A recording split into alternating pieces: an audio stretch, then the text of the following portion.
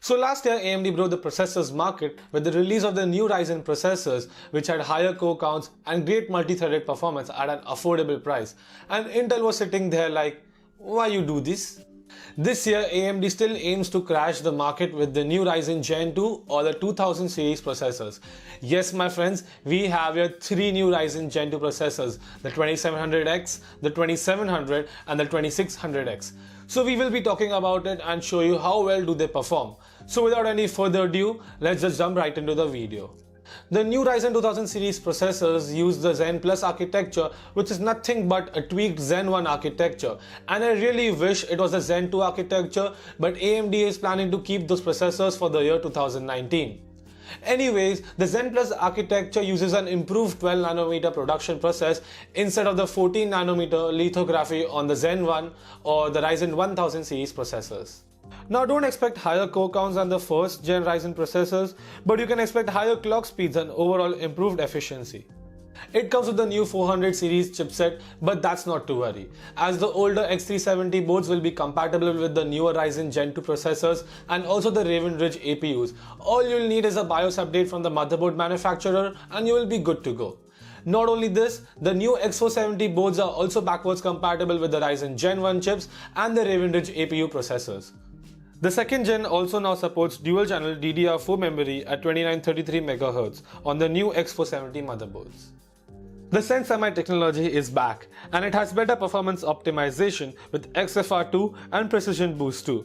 But one of the newest and a clever technology AMD has incorporated in these Ryzen Gen 2 processors is the StoreMI technology.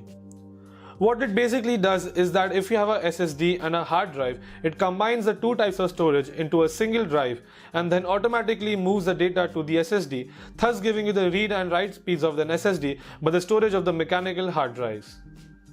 Now the specifications. First is the Ryzen 5 2600X, which is a 6-core 12-thread CPU with a base clock of 3.6 GHz and a max boost clock of 4.2 GHz. It has a TDP of 95 watts and it is priced at $229 or 15,990 INR. Second is the Ryzen 7 2700. It features 8 cores and 16 threads with a base clock of 3.2 GHz and a max boost clock of 4.1 GHz. It has a TDP of 65 watts, which is quite lower than that of the 2600X, and it is priced at $299 or 20,490 INR. And lastly, the flagship Ryzen 7 the 2700X, which features 8 cores and 16 threads with a base clock of 3.7 GHz and a max boost clock of 4.3 GHz. It's a power-hungry CPU with a TDP of 105 watts and priced at $329 or 24,490 INR. The 2700X has taken over the benchmark which was previously set by the 1800X. Now coming to the benchmarks, we tested all these 3 processors on a new X470 test bench, whose specs you can see on the screen right now. We also decided to throw in the first gen Ryzen CPU, the 1600X, to get an idea of how well do these 2000 series CPUs perform from its predecessors.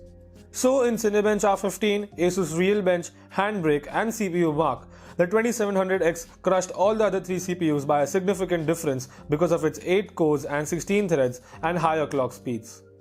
If you are into Adobe Premiere Pro, then the 2700X is an absolute beast, being the fastest in rendering of 4K raw 1-minute footage in 1 minute and 16 seconds. Overall, in productivity side of things, the Gen 2 processors have a significant better performance than the Gen 1 processors.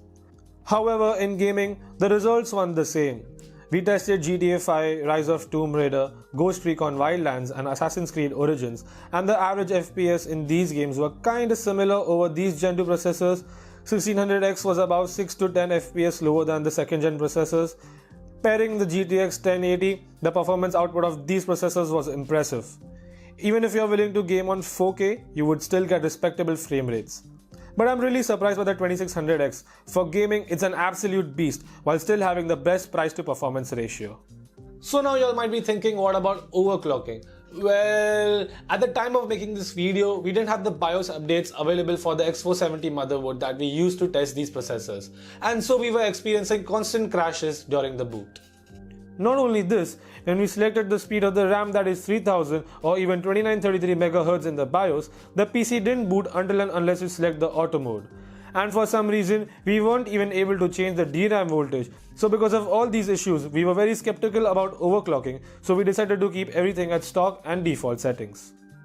The power consumption is much higher on these processors, so to counter the heat we used the Cooler Master ML240L AIO cooler, and the temperatures weren't surprising. The second gen processors were just under 80 degrees under full load, and the 1600X was hovering around 55 degrees. The 2700X was the hottest, obviously being the most power hungry of all. In conclusion, AMD has nailed this sequel with still the best bang for your buck. For productivity, the Ryzen 2nd gen processors are worth the upgrade. However, if you're into gaming and you still have a 1st gen Ryzen processor, I would recommend you to wait for the Zen 2 architecture rather than spending money on these pinnacle-rich processors just for a fractional increase in performance.